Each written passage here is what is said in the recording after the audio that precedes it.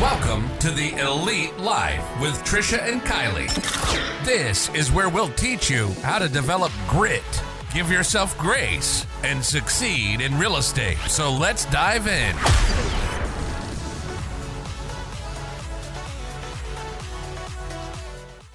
What's up, everybody? We're here again with Elite Life. I'm Kylee. There's Trisha. Hey. And this is our friend Justin. Hi. What's up, Justin? How are you? I'm fantastic. Thank you for joining us. That's always a great word. It is. I'm so excited. It that makes you you're here. smile when you say it. It is. Fantastic. Yeah. So does Chai Weenie. What the heck is Chai-Weenie? It's a combination of dog breeds. It's in Boss Baby. Oh, People listening with kids just are cracking up in their car right now because they know what just happened. Chihuahua dachshund. Yep. Nailed it. Got it. Well done, sir. Coming in hot. My kids are grown. I only know about Twilight nowadays. Ooh, tough break. Or the for rapper you. Pooh Shiesty. I know a lot about him. What? That is a fabulous stage name. It's Trent's favorite. I'm going to look that up. Kind of mad later. that I didn't figure that out before he did. Kind of mad that's not my name. Shiesty. Yeah. Dog, you know I'm Shiesty. Wow. All right. Thank you so much for coming in today. We're excited that you're here. Good. We just wanted to have a quick chat with our friend Justin and see what he's been up to. So tell us how you got into real estate. What drew you to the field? How long have you been here? So I'm in my 7th year now. Originally, I've done a lot of different jobs. I was kind of in the automotive space, belt tire, things like that. So let me start it out this way. Back when I was 16, my parents wanted to upgrade their home, right? So they were moving from one house to another to get the attached garage a little bit bigger. Me and my brother were both 15, 16 years old, so we're big dudes, bigger house, makes sense, right? Yeah. And I was so fascinated with the process. I don't know why, but I'm a lot older than you, so back in the day, Trish might remember this. Did you just call me old? No. Oh, no. You're done. It's over. That's it. Episode's over. But remember the home channel? Yeah. Mm-hmm. Where the homes would just scroll by on, you turn the TV on and you turn the channel on and the homes would scroll by. I sat and watched that until like 3 o'clock in the morning. Oh my I was goodness. like, ooh, that one might work. Ooh, that one might work. That one might work. That one might. So my parents were working with a veteran agent in Allen Park, Lynn Kettle Hut. Okay. And Lynn was like just this really charismatic, slightly older gentleman, still in the business, great guy.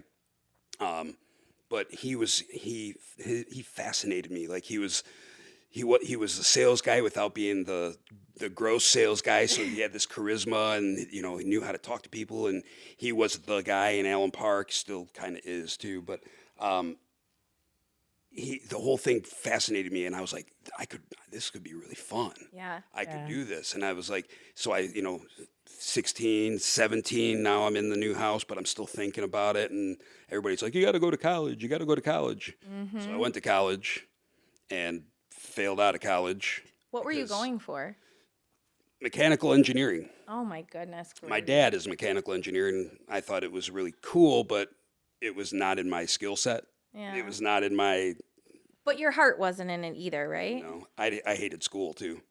So it was not for me. Engineering's a lot of school. Yeah. That's a lot of school. Who was it? So it just, the whole thing, I kind of realized, none of this is for me. So, and I kind of just let it go and ended up failing out. Mom and dad are mad. Went to Henry Ford for another semester, realized that wasn't for me either. So I was like, you know what, screw it. Well, Mom and dad said, guess what? Now you get to get a job. So I, found the first job that I, could, whatever it was, first full-time job. And it was a porter at a Ford dealership. And I'm like, this is, this sucks. But the dream of doing real estate didn't strike me because I had to go get a job. Yeah. Yeah. Well, fast forward 15, 20 years, whatever it was, and I'm working at a restaurant. I'm managing a a barbecue restaurant. And I'm working Wednesday, Thursday, and Friday all day, 9 in the morning until 10 at night. Yeah. And then Saturday, I'm working 6:30 in the morning until about 2. In the morning? No, until about 2 in the afternoon. Oh, okay. Right? All right. So I'm working 3 full days, Wednesday, Thursday, and Friday, and then half a day on Saturday. I realized I have half a day Saturday, Sunday, Monday, and Tuesday that I could do something. Mm-hmm. Like I could make some more money. I'm making good money at the restaurant. I just bought my house. I'm like, now's the time. So I was like, you know what? I could do this part-time while I'm working at the restaurant, right? Yeah. Like, okay, cool. So I went and got my license. Had a friend of mine who was in real estate with a different team, and he recruited me. I worked with him at Bell Tire, and he recruited me into the team. So I'm like, okay, cool. Got my license. Started joined the team. Started doing it part-time while working at the restaurant, and all of a sudden I was like, I really don't want to do the restaurant anymore. I'm tired. I don't want to do this. I really like what I'm doing. I'm actually pretty successful as a part-time agent. You know what? No more restaurant. Done with it. So I went full-time, and it was just like, I feel so much better. I'm actually doing what I should be doing now, and I'm not busting my tail working at a restaurant 12 hours a day on my feet. So much better. So yeah, that's how I got into it. Childhood dream, well, teenage dream, put off until later life. Trisha, you're usually leading the interviews. I don't know what to do with myself. I'm like Ricky Bobby. I don't know what to do with my hands. You got to ask him questions. So now we know how he got in the business. Tell us what you love about it. Yeah, what's your favorite part? I love the entrepreneurship part of it, working for myself, not punching a clock. So you shared with us how you got here. So tell us what you love. What keeps your fire burning on those days when you're just like everything is falling apart? So I love the entrepreneurship side of it, working for myself, not punching a clock. Now, when people hear that you don't punch a clock, they think, oh, you just do whenever you want. Well, You're golfing. yeah, which I love doing too, and I do take those days, don't get me wrong. But being an entrepreneur, working for yourself does mean you're still working 12-hour days, but you're doing it for you. You're not doing it for your boss or the owner of a company. You're doing it for you as the owner of your own company. So those 12-hour days don't hurt as much. So that's why I love it, because I'm working for myself. I'm not working for somebody else. And I have that freedom now to do it when I want it, how I want it, and make sure I'm successful to myself. Yeah. That's part of it. Now, the actual business that I'm in, I love. My favorite part of the whole business is when you walk into a showing and they know it's the one that they want to buy, and then their eyes light up and they just don't want to leave. Yeah. That when a showing takes more than 15 minutes, you know that it's probably the one, because you don't walk out of the house that you want to buy. And that moment when they just know, it's like, that's when I get that fire, and that's when the pit bull comes out and you go get that house, you go close that deal, and you give them the keys, and you just the smiles afterwards. That's the best. That's why I love the job. Yeah. So.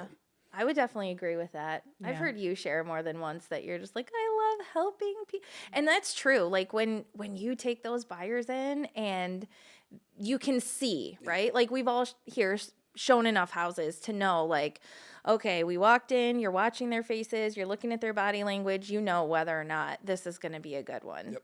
For sure. Yeah. There's a meme that I share on Facebook every once in a while. If you watch Friends, I don't know if you guys watch Friends at all. Mm-hmm.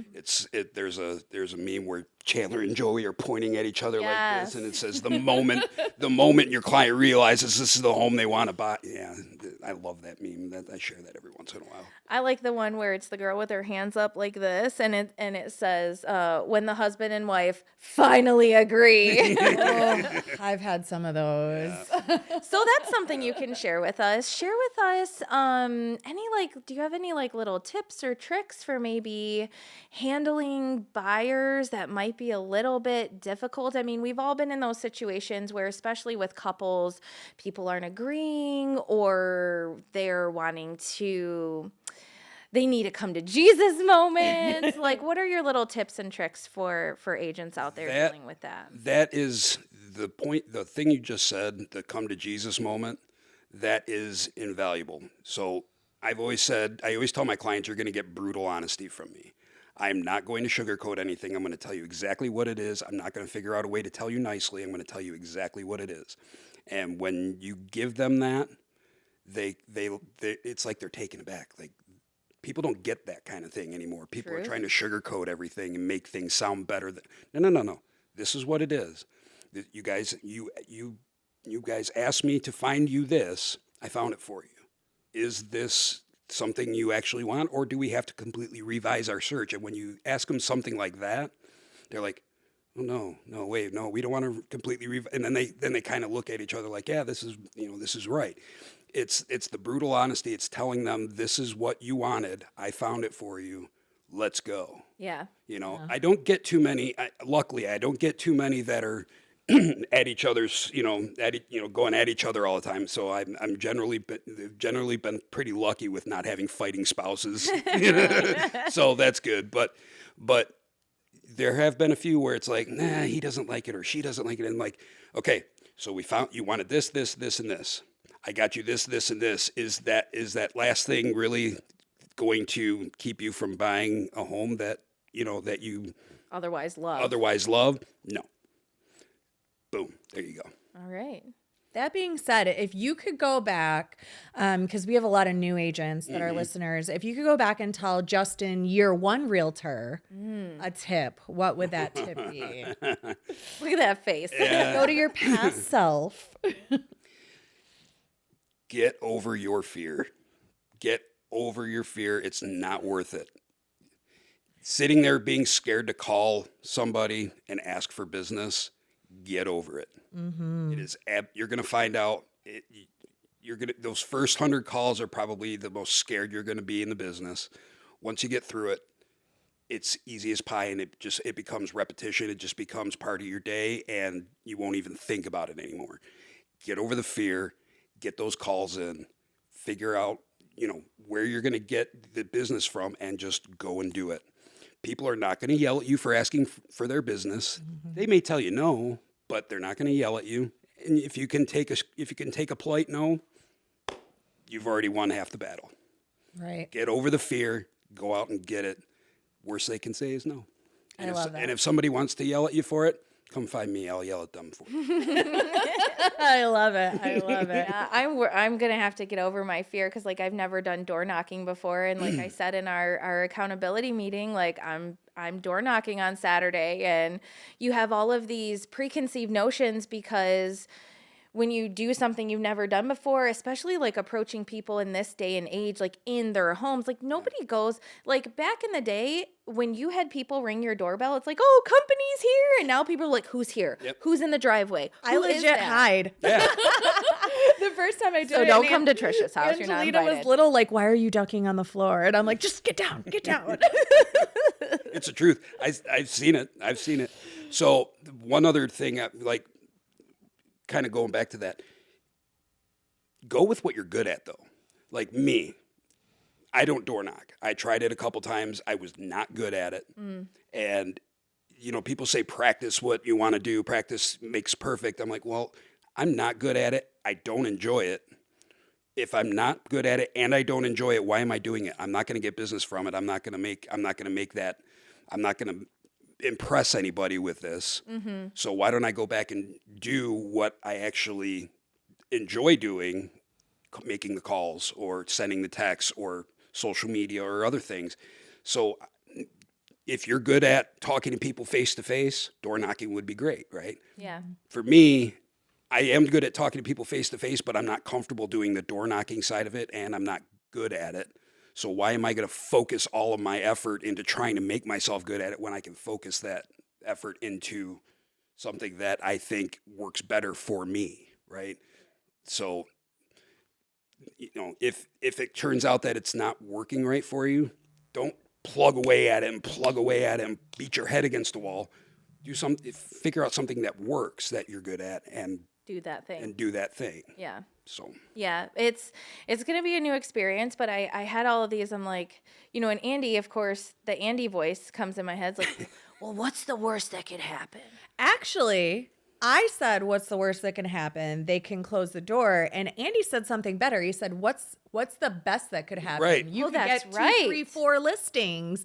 And that is what we need to think about, because I am one of those people that are like, well, what's the very worst thing that could happen? The very worst thing that could happen. Someone hangs up on you on the phone. Someone shuts the door on you and tells you to screw like up. nobody's pulling a gun on you. Yeah, but when you think about what's the worst that can happen, that's kind of helpful. But when you think about what's the best that could happen, you could get 7 listings, you could get 4 new clients. Like, that's motivating. Very like, motivating. Ooh, let's talk about what good could happen. Right. Yeah, and that's so we're gonna see if it's a good thing for me. Mm-hmm. We're doing a familiar neighborhood. We're doing our parents' neighborhood. So I'm gonna do the street. I'm gonna start there and see how I feel and take it from there. But that's good advice. Yeah, and what's the average sales price in that area? I mean, About like 200? I ran comps for my parents because I was like, we just need to sell your house, and my mom's like, no.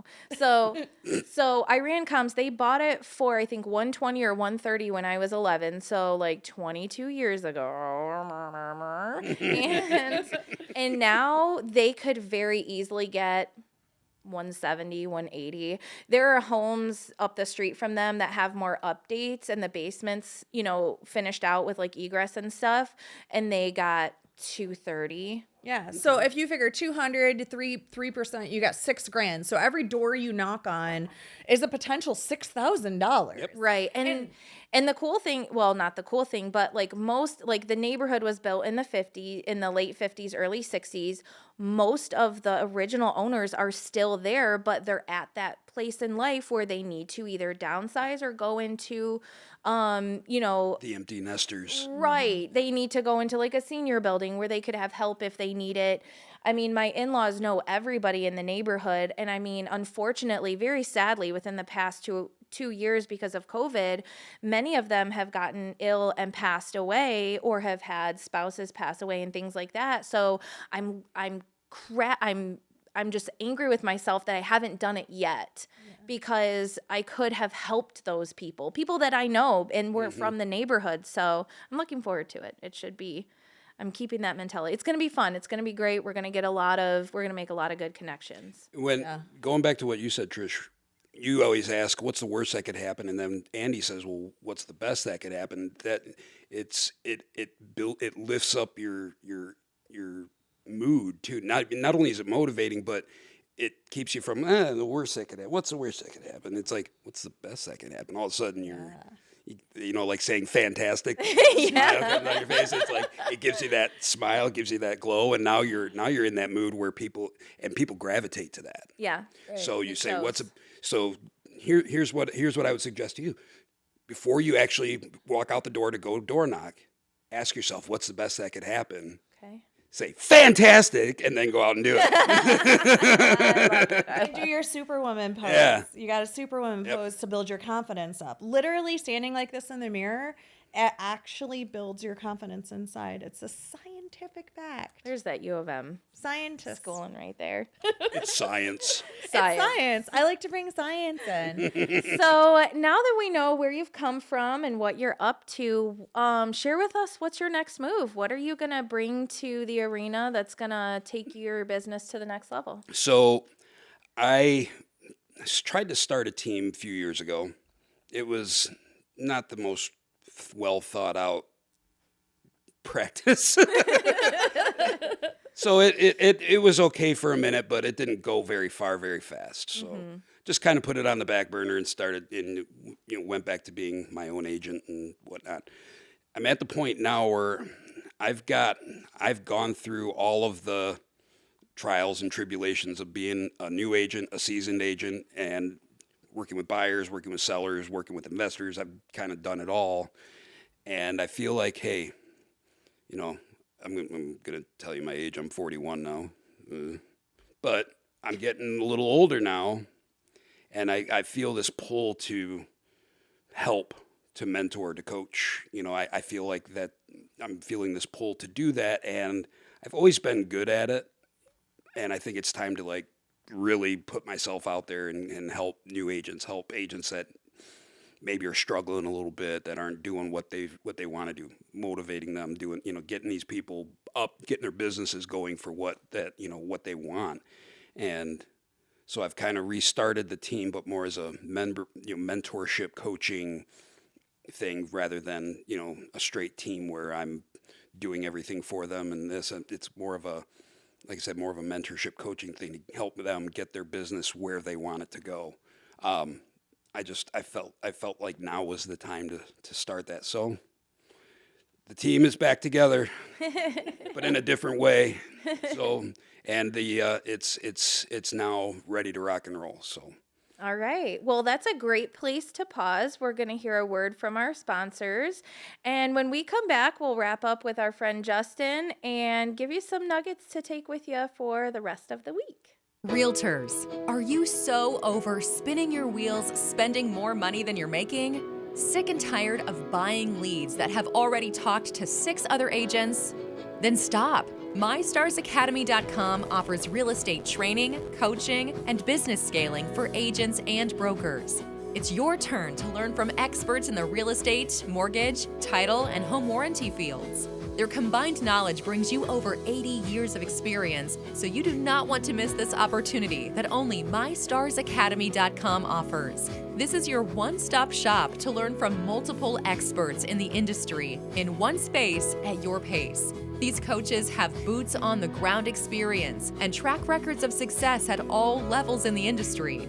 Agents have been using this program for years to ensure they ramp up quickly, 10x their checks, and level up their real estate business. And brokers use this trusted system to train their agents, which saves them time and frees them up to do what they do best, make that money. The Agent Accelerator program has training modules on everything you need to know, from business setup and goal tracking to finding free leads, and even how to leverage your social media to build a constant flow of clients. We teach you how to convert more leads, which convert to more closings and equals more money in your pocket.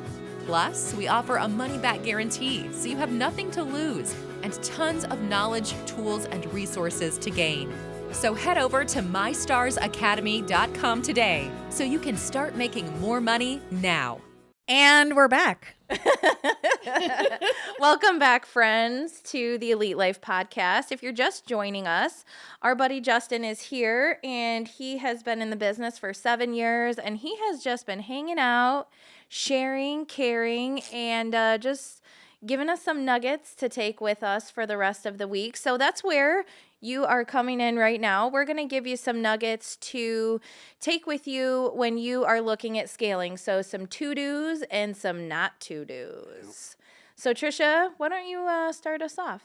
Yeah, absolutely. And I think this works both ways. Like, if you're looking for mentorship and coaching, you should be looking for these things. And if you're looking to be a mentor and a coach, these are things you want to be doing. And I would say first thing is to have a written plan, right? I think that's where a lot of people go wrong, is they're like, oh, I'm going to start this new thing, this team. And they just get some people to follow them, and then the people are like, well, you said you were going to do this, and the leaders, that. yeah, and then the leader's like, well, you said you were going to show up and do this, and you know, it's all he said, she said, but nobody really has like this is the expectations. on both sides. And Yeah. that's another thing to add. Like, there should be expectations on both sides. The coach should say, this is what I'm going to do, and this is what I'm going to expect from you when I do these things, right? When I get new agents that come to Elite, they always ask, like, well, what are your expectations of me? And I say, listen, I'm not going to tell you 1, 2, 3 is mandatory. However, if you ask me for a coaching session and I give you action steps, my expectation is that you take those action steps. Absolutely. I charge for coaching to people outside of our brokerage. So if I'm doing this for you for free, do not take my time and then flush it down the toilet and go back to scrolling on Facebook and baking cookies, you know? Oh, cookies. She's like, that's all you got out of everything I just said was the daggone cookies. Thanks for that. Thanks for bringing out the fat kid in me. What kind of cookies are we talking about? Let's go to Justin for our next tip. Justin, what else do you think is important? It's very important the action plan, like you said, is absolutely number one.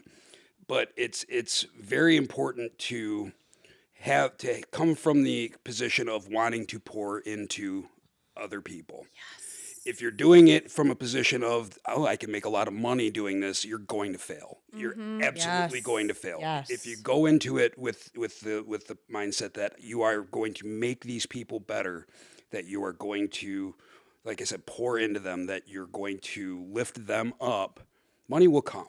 Mm-hmm. That makes people drawn to you.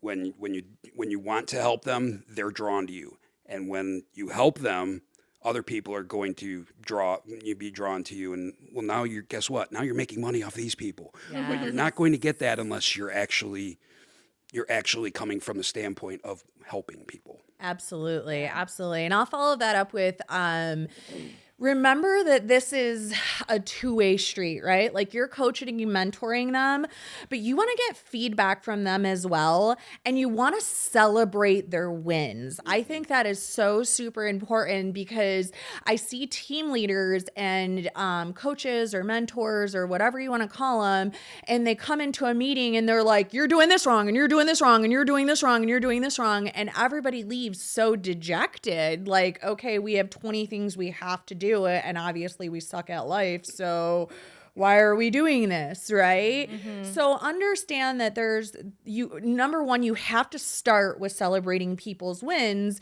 and you can give constructive coaching, but don't sit there and just grind people into the ground with all the things they're doing wrong, right? Absolutely. Yeah. And following up something Justin has said, like when we were talking about, the value that you bring to your clients with your brutal honesty. I think that if you are planning to start a team and you are not comfortable holding people accountable, now there's a difference between being a total dictator and actually giving constructive feedback, but you can't be afraid, like Trisha, even though we have a good relationship, like, there's never been a time where I've never felt like you're harder on me because of our relationship, but I am harder on you. Dang it. I was trying to be nice. But like, I love that you don't hold things back. And like Justin said, like, you're not sugarcoating things. If you try and be nice to you have to be nice, but if you're going around the important conversation, yes, just because you don't want to have it because it's uncomfortable, this probably is not going to be a good thing for you starting a team, because everybody's going to have these unrealistic, ideas and expectations about what they're doing. And then when you do say something, like, instead of saying you need to do X, Y, Z, if you're like, well, maybe if you do this or you should do that, they're not going to take it as seriously. So making sure that you have no problem holding people accountable, and again, making sure that they're receptive to that. And don't be afraid to break up with someone either. I mean, if it ain't going well, walk away. Let me tell you, from someone who's been in bad relationships professionally and personally. Tell me about it. Cut your losses, walk away, and just chalk it up to a lesson learned. You look at what happened with that person and you say, okay, here's some things I can do up front in my interview process, that I can kind of maybe try and weed some of this nonsense out in the future. Yep. Yeah, I like that. I was going to say something similar to that, which would be to have build a culture, like know what kind of culture you want on your team, be building that, and if someone isn't a good fit, like you said, break up with them, because I know that's a mistake I've made so many times because I don't want to let someone go. So I'm like, oh, maybe if I try him in this position or this position or this position or this position, it's not what you have them doing. It's that they don't fit the culture you're trying to set. Correct. Yeah. And that is important to, like you said, have that hard conversation. It's not only important for you, it's important for them too, because they feel that they're failing. They know, like people know if they're failing, they know if they're not doing well at the job or in the position. And not everybody's cut out for real estate. Not everybody's cut out to be a doctor. Not, like you have a specific set of skills, a specific personality, and it's going to fit a specific place. So rather than letting them fail over and over and over again, just have that honest conversation of like, This ain't for you, pal. yeah, Walk this on. just isn't a fit. Allow Me them and to you. get in where they fit in. If it's not here, it's fine. Get in where you fit in. And then find somebody who does fit. Yes. Yes. Yeah. Yeah.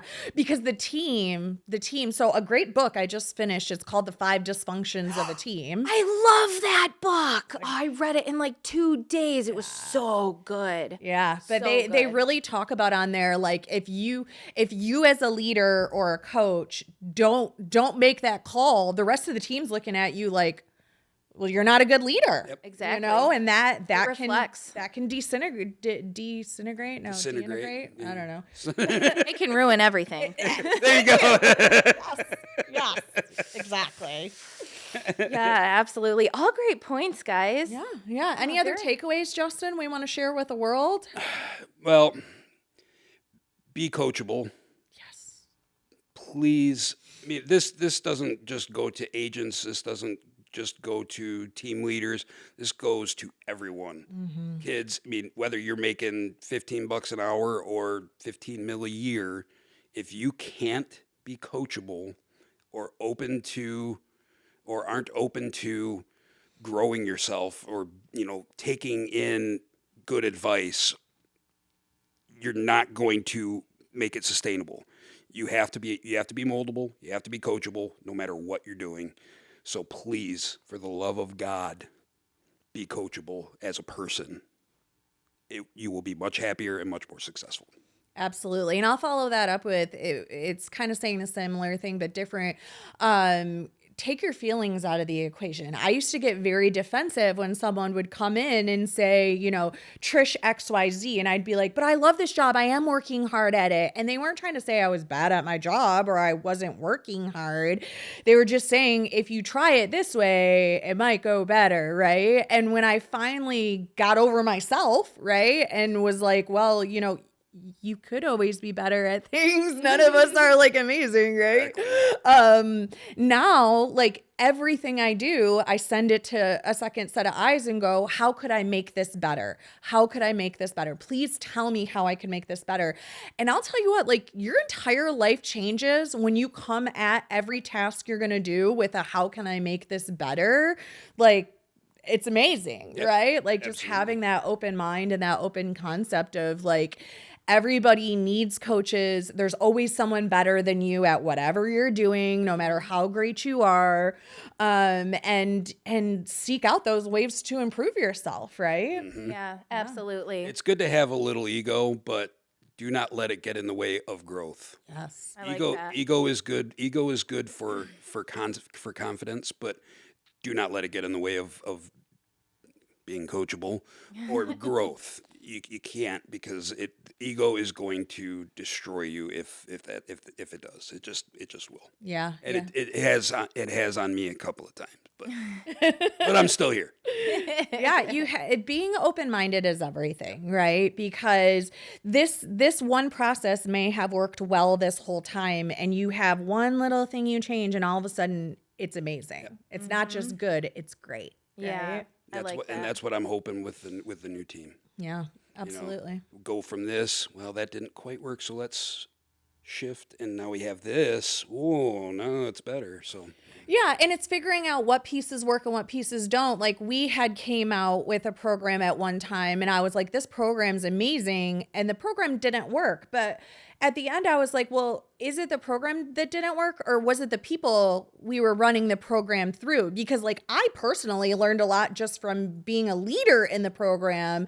Better yet, like if we had, you know, say a different set of people that we ran through the program. So that too, like don't automatically discount something you put together just because it doesn't work the first time. It's okay to pivot and adjust and try things again. Pivot and adjust, try things again. Take the things that work and keep them, and throw out the rest and try new things, right? Always evaluate what you're doing. Yeah, Always auditing. evaluate what you're doing. So, Justin, tell our listeners if they have questions about you know your team and what you're going to offer. How can they get a hold of you? Well, my cell phone number is everywhere. I don't use other numbers. I don't get enough calls as it is, so call me. No. Cell phone number 313-461-3318. You can also email me, justin@eliterealtymi.com, or my Gmail, justinprealty@gmail.com, or call the office and have them get a hold of me. I answer my phone. A lot of people don't answer numbers they don't call. I answer them all. That's good. Just in case it's that one person that's calling to list their house in Beverly Hills and it's $2.2 million. I'm just waiting. I'm just waiting on that one, so I'm answering all the calls. He's answering all the spam risks. Yeah. He's answering all the election polls. He's talking to all the church people calling. I do. So round us out, Justin. Tell us, if you weren't doing real estate, what would you be doing? Oh man. Well, I was a restaurant manager, so I might still be doing that. Although my cousin sold the restaurant.